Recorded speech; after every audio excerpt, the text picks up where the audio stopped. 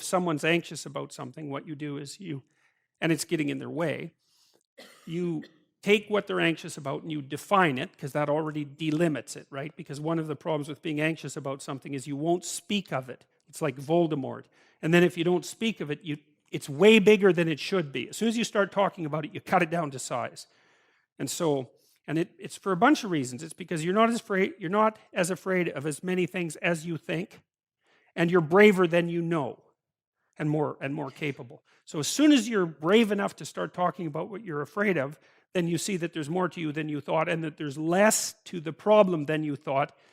And then you can decompose it further into smaller problems, and then you can figure out how to approach those smaller problems.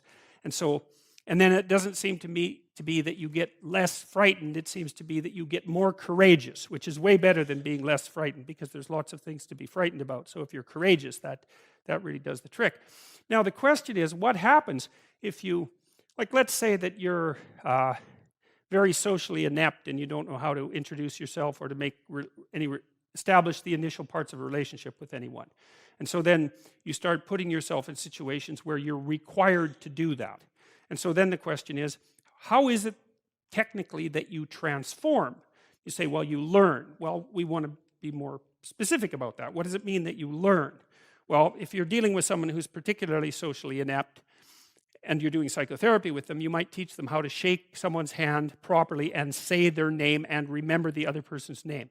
And so you just practice that with them so that they have the motoric routine down. So that form of knowledge is built right into your body. It's like, look at the person, put out your hand, shake it, not like a dead halibut, but with a reasonable grip. Say your name, don't mumble it, look at them so that they can hear you, and then when they say their name, try to remember it. And then so you can practice that with people, and so then they develop something that's motoric, right? It's embedded right in their body.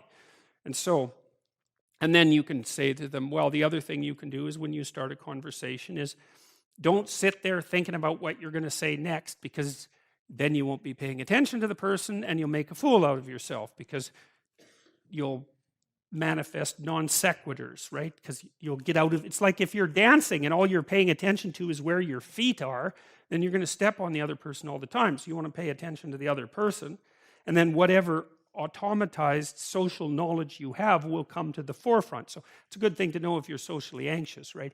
If you're socially anxious, one of the things you should do is pay way more attention to the person you're talking to rather than less, and you should pay as little attention as possible to yourself. So if you feel yourself falling in because you're anxious, then what you do is you push your attention out and pay attention to the person, because to the degree that you've been socialized, then all your automatic responses will kick in.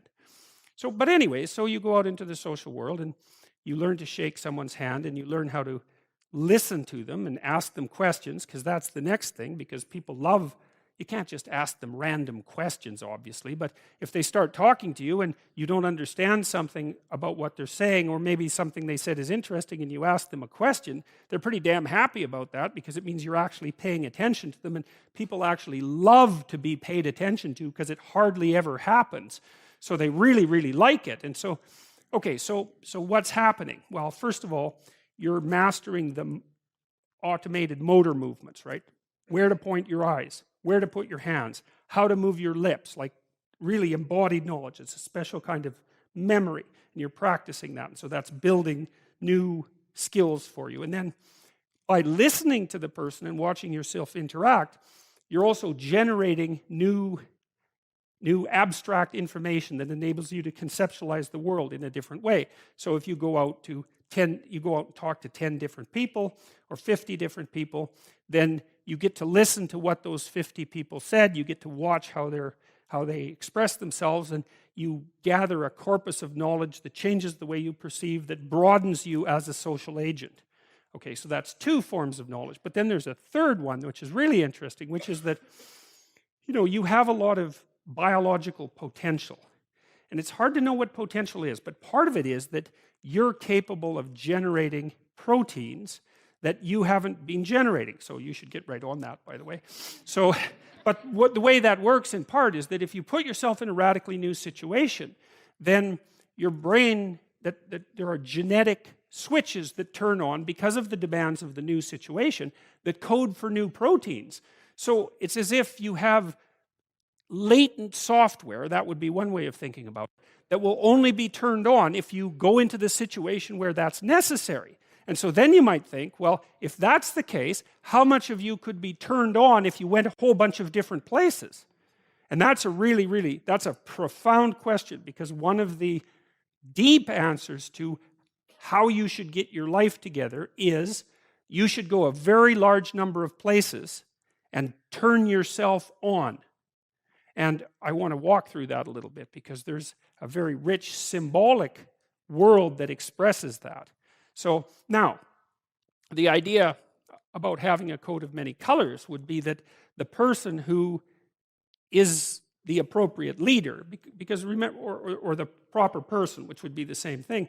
One of the things that these old stories are trying to express and to figure out is, how is it that you should act, which is the same as what constitutes the ideal. Those are the same question. And the hint here with Joseph is, well, you should wear a coat of many colors, which means that you should be able to go have a drink in the pub with the guys who are, drywalling your house, and you should be able to have a sophisticated conversation with someone who's more educated in an abstract way, and that maybe you should be equally comfortable in both situations, right? Because you might think, well, there's more. One of the indications that there's more to you is that you can be put more places and function properly. And that would be a good thing to aim at, because here's the other issue, is that you know perfectly well that the fundamental tragedies of life and your exposure to malevolence in the course of that life, so those being the worst things, there's not a lot you can do to alter that fundamentally, because they're conditions of existence. You're going to be subject to your vulnerability, and you're going to be subject to malevolence. That's that. And you can't hide from it, because it actually makes it worse. So you're stuck with it. So then the question is, well, what are your options? And one option is to curse the structure of being for being malevolent and tragic, and fair enough. And the other is to make yourself so damn differentiated and dynamic and able that you're more than a match for that. Now, that's not an easy thing, but it doesn't matter, because like what's the alternative? There's no good alternative, and that's also worth knowing. So you see these ideas expressed in the strangest places. And so we've talked a little bit, I think, in this series about Pinocchio, but if we haven't, it doesn't matter. You see, there's Jiminy Cricket at the opening of the Pinocchio movie, pointing to a star, which is roughly the nativity star for all intents and purposes. And it's a symbolic indicator of something diamond-like and pure, right? Glimmering in the darkness, that's transcendent and above the horizon, upon which to fix your eyes. And so and the thing is, you need that technically. And the reason you need that is because we know enough about psychology now to know that almost all of the positive emotion that you're going to experience in your life, and positive emotion is analgesic, by the way, right? It actually quells pain. So it's not just positive, it also gets rid of negative, which is a big plus. Almost all the positive emotion that you're going to feel in relationship to a goal, because you feel positive emotion as you approach a goal. And so if you want to feel positive emotion, then you need a goal. And then you might think, well, if you want to maximize that positive emotion, which is enthusiasm and also what pulls you out into the world as well as feeling good, then you need the best possible goal. Well, because that's going to engage the largest segments of your being. Like if your goal's too narrow, then a bunch of you isn't going to be on board for it, If the goal is well developed and multifaceted, then all of you can partake in that. Even your negative elements, even your anger and your fear can get on board with that, let's say. So you need a goal, man, that's worthy. You got to think, you need a goal that justifies the tragedy and malevolence of life. That seems to be the bottom line. Now, maybe you think, well, there's no goal that can do that. It's like, well, there are still better and worse goals. So, and I'm not convinced that there are no goals that can do that. I think that's an open question. You'd never know that until you pursued the proper goal long enough to find out who you would be as a consequence of pursuing it. So that's also your destiny or your existential voyage, right? It's also not something that anyone else can do for you. Someone can say, get your act together, for Christ's sake, and get at it. That'll make the world unfold best for you, but there's no way you can know that without doing it.